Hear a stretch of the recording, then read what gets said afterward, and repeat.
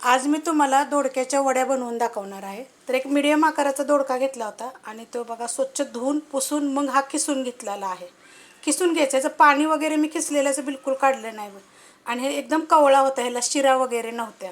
जर शिरा असल्या तर वरच्या शिरा काढल्या तरी पण चालतं आणि किसूनच घ्यायचा, मिक्सरला वगैरे बारीक करून घ्यायचा नाही, किसूनच घ्यायचा।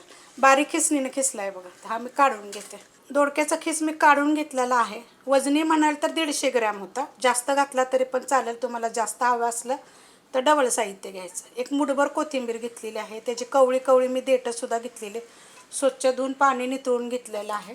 थोडीशी हिंग पावडर, त्याच्यामध्ये छोटा अर्धा चमच्याला कमी असा ओवा घेतलेला आहे, तो पण असा चांगला चोळून टाकायचा।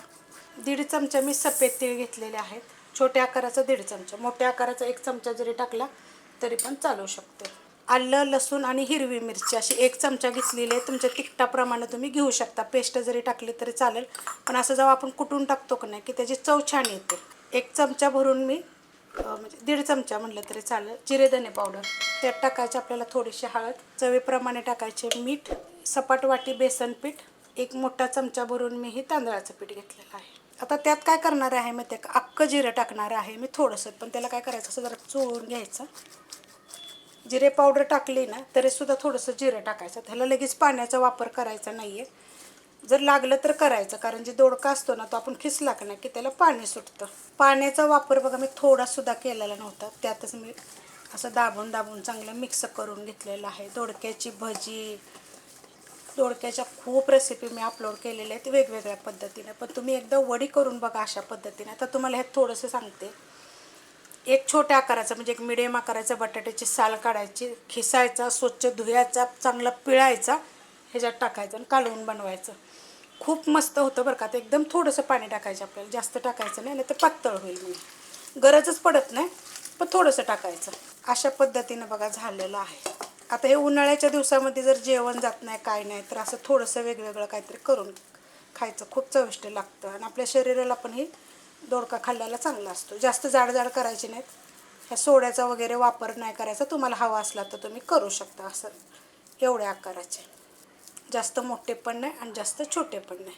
खाली टोप ठेवलेला आहे आणि त्यात बघा वडीची चाळण ठेवलेली आहे, त्यात वडीच्या चाळणीला काय केलेलं आहे मी थोडंसं तेल लावून घेतलेलं आहे। टोपामध्ये मी 1.5 ग्लास पाणी ठेवलेलं आहे गरम करायला, तर हे पहिलं मी ठेवून घेते नंतर दाखवते। ठेवून घेतलेत बघा आणि आता हे 3 झालेले आहेत तेवढ्या साहित्यामध्ये।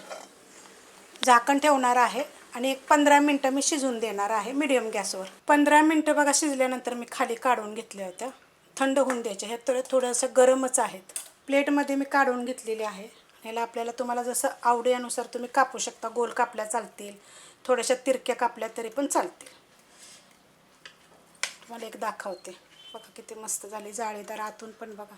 कापून घेते मी, गोल पण ह्या कापलेल्या आहेत आणि अशा उभ्या पण मी कापून घेतलेल्या आहेत, अशा तिरक्या तिरक्या कापून घेतलेल्या आहेत, आवडीप्रमाणे तुम्ही कशा पण कापू शकता। तेल ठेवलेलं आहे गरम करायला, तेल चांगलं कडक गरम झालेलं आहे, गॅस आहे मीडियम, बारीक केला तरी चालेल, सोडून घेते। सोडून घेतलेले आहेत, गॅस मीडियम आहे आणि हा मोठ्या बर्नेलचा आहे, बारीक गॅसवर करायचं नाही, मीडियम गॅसवर करायचं, किंवा तुम्हाला असेल घाई असेल तर फास्ट गॅसवर जरी केलं तरी पण चालू शकते। 2-2 मिनटांनंतर पलटी करायच्या, पलटी करूया आपण। हे बघा एकदम कुरकुरीत होत्यात अशा पद्धतीने। आता गोल्डन कलरवर आपल्याला हे फ्राय करायचं, हे सगळ्या मी पहिल्या पलटी करून घेते। असं गोल्डन कलरवर बघा फ्राय करून घ्यायच्यात, थोड्याशा तेलावर जरी शोले फ्राय केले तरी पण चालतील। असं थोडंसं तेल नितळून घ्यायचं आणि मग अशा चाळणीमध्ये किंवा टिश्यू पेपरवर काढून घ्यायचं, तेलकट बिलकुल होत नाही, तर थंड झाल्या की नाही ह्या एकदम कुरकुरीत अशा कडक एकदम काढून घेऊया आपल्या, खूप मस्त होतात अशा। थोडंसं जसे कोथिंबीरचे कसे होते त्यापेक्षा पण चांगल्या होतात। मी तर बटाट्याच्या पण वड्या टाकल्या, त्या खूप चविष्ट झाल्या होत्या ना त्या पण। हे बघा आता हे काय मी तुम्हाला लगेच तोडून दाखवत नाही, कारण की खूप गरम आहेत, थोडंसं थंड झाल्यानंतर मी तुम्हाला हे दाखवते, पण तुम्ही अशा पद्धतीत जरूर बनवून बघा। तुम्हाला मी एक तोडून पण दाखवते, हे बघा एकदम कोरडी कोरडी, बिलकुल तेलकट होत नाही काय नाही, खूप चविष्ट। बनवून तुम्ही फ्रीजमध्ये जर ठेवल्या आणि जेव्हा हवा आहे तेव्हा जरी तुम्ही थोड्याशा फ्राय करून खाल्ल्या किंवा शॅलो फ्राय केल्या तरी पण चालतील। एकदा ही रेसिपी करून बघा। रेसिपी कशी वाटली जरा मला कमेंट करून सांगा, रेसिपी आवडली तर लाईक करा, सबस्क्राईब करा, कमेंट करा आणि शेअर बी करा।